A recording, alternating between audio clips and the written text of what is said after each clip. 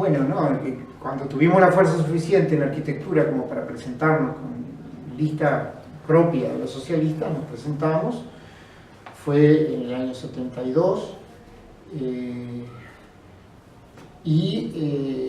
a esa altura el trabajo militante principal era el trabajo en el centro socialista, en el centro de arquitectura, en el centro estudiante de arquitectura, en el CEDA.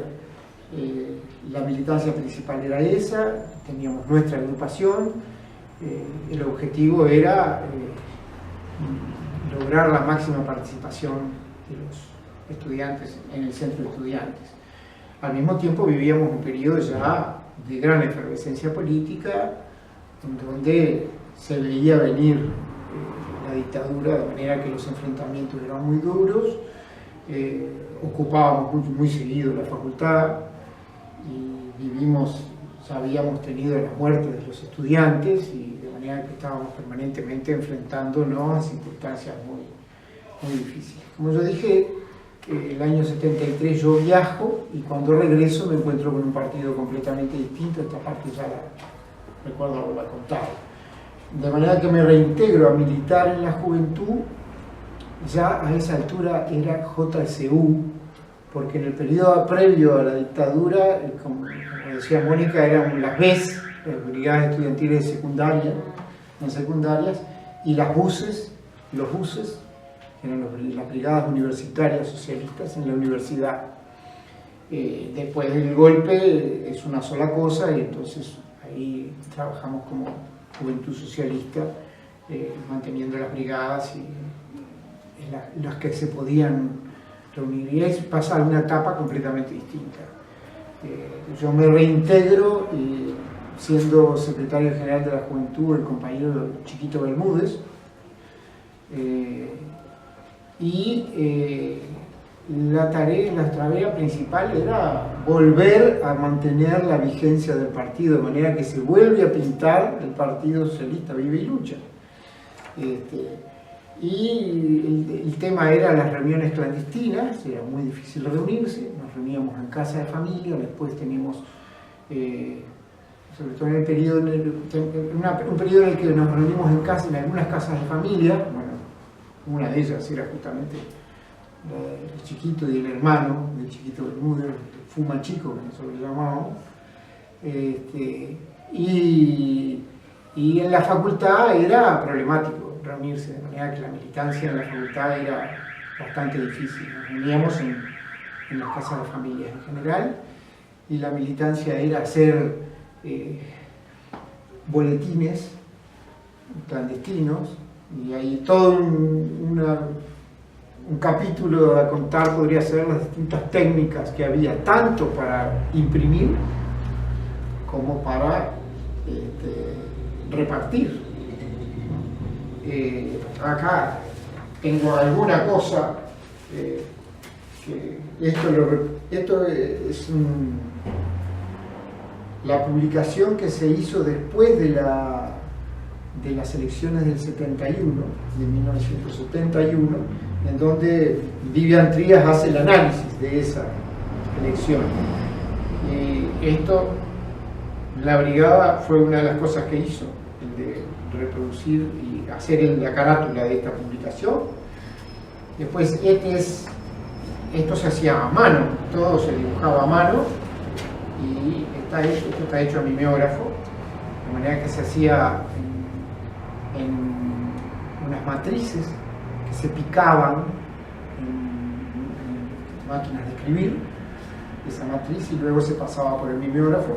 La historia del traslado del mimeógrafo de casa en casa para protegerlo donde era que estaba, era todo un operativo permanente, había que estar permanentemente cambiándolo para no quemar las casas.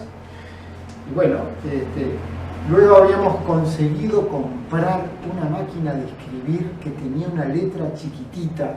Yo tengo todavía algunas cosas, algunos materiales hechos con esa máquina de escribir, lo cual permitía hacer en menos espacio, o en la misma cantidad de espacio, más cantidad de escritura. Esa máquina también era todo un operativo, quién la tenía y quién lo hacía, ese trabajo.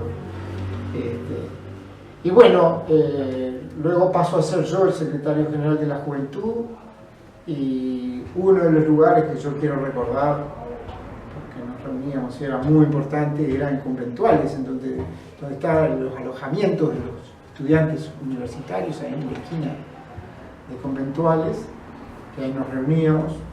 Recuerdo entre quienes nos reuníamos ahí a Bernardo Kramerman, hermano del actual Kramerman, que todos conocen, que son varios hermanos, toda una familia. Bueno, ahí ya se había integrado Daniel Martínez, estaba Nelson, estaba Toñola,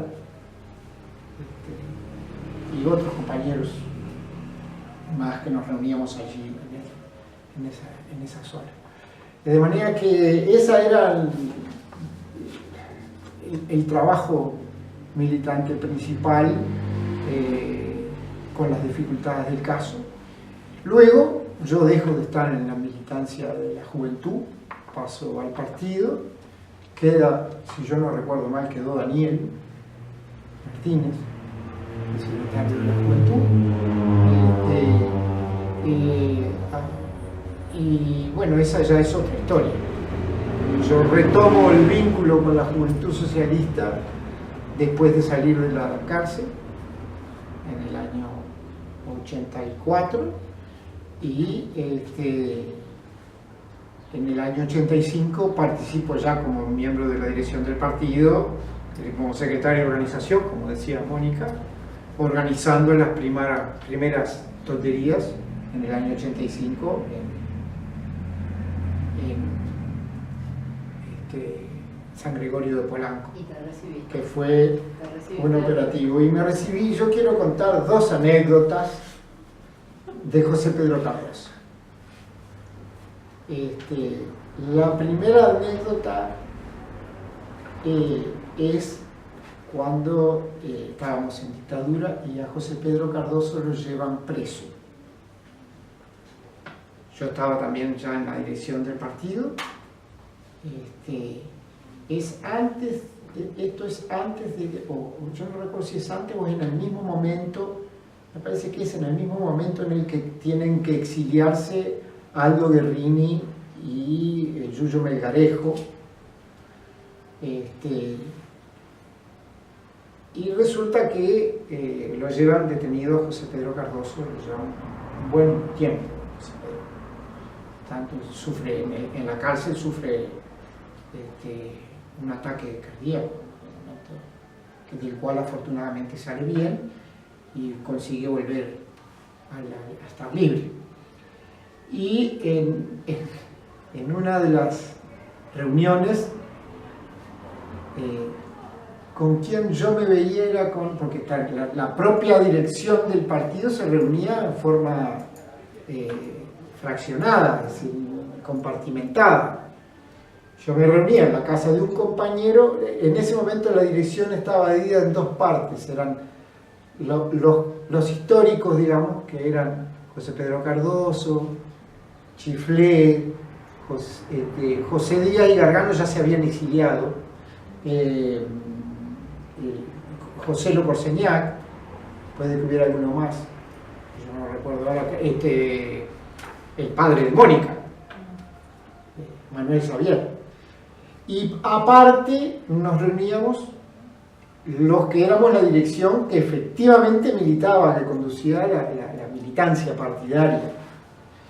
Y yo hacía el nexo con el Yuyo Chiflé, con Chiflé, de las dos direcciones, digamos.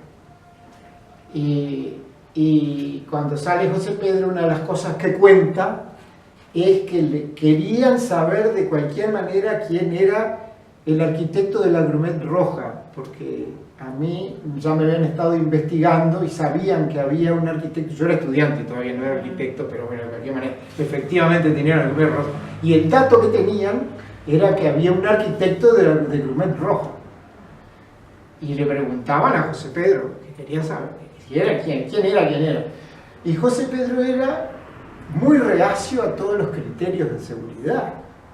eso de tener nombres que no eran los nombres verdaderos, y entonces José Pedro preguntaba, dice, pero yo debo reconocer de que efectivamente funcionó, porque a mí me preguntaban y yo cuando decía que no sabía quién era cierto, no sabía quién era. Esa es una anécdota. La otra anécdota de José Pedro es de que cuando, eso que decía recién Gaby, de que yo salgo en el 84 de la cárcel, bueno, paso por un breve periodo de secretario de Finanzas, el primer congreso después de la dictadura, en el 84, me designan secretario de Finanzas, a mí, de la dirección del partido, pero rápidamente paso a ser poco después secretario de organización, por eso soy el que hace la organización de la tontería allá en San Gregorio. Y viene, bueno, las elecciones del 84, el comienzo del 85 y entonces en una reunión del comité ejecutivo del partido, José Pedro me dice, porque yo era estudiante de arquitectura, me faltaba terminar, para recibirme de arquitecto me faltaba entregar la carpeta, nada más. Era lo único por que eso faltaba. la famosa carpeta. Esa es la famosa carpeta.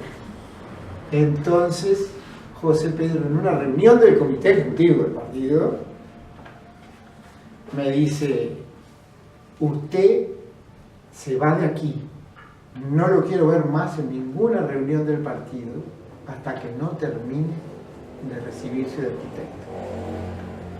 Y entonces el partido me da un local, donde era el diario del partido en ese momento, que se llamaba Tiempo de Cambio, que era un local que había un apartamento muy grande que tenía enfrente a la Intendencia de Montevideo, un edificio ahí estaba el local del diario del partido, el Tiempo de Cambio, y me dan una sala, una pieza, me instalo ahí, y con la ayuda de varios compañeros, entre los cuales estaba Gabriela, me ayudan a terminar la carpeta y entrego la carpeta, por eso yo me recibo en el año 85, recién, y esa es una de las razones por las cuales todavía no me he podido jubilar de arquitecto, porque no tengo la cantidad de años suficiente, recién me voy a poder jubilar este año, como por edad avanzada, por tener 70 años, que es lo que puedo llegar a jubilarme, porque yo me pude recibir recién después de eso. Así que recién después que me recibí, pude volver cumpliendo con José Pedro a las reuniones de la dirección.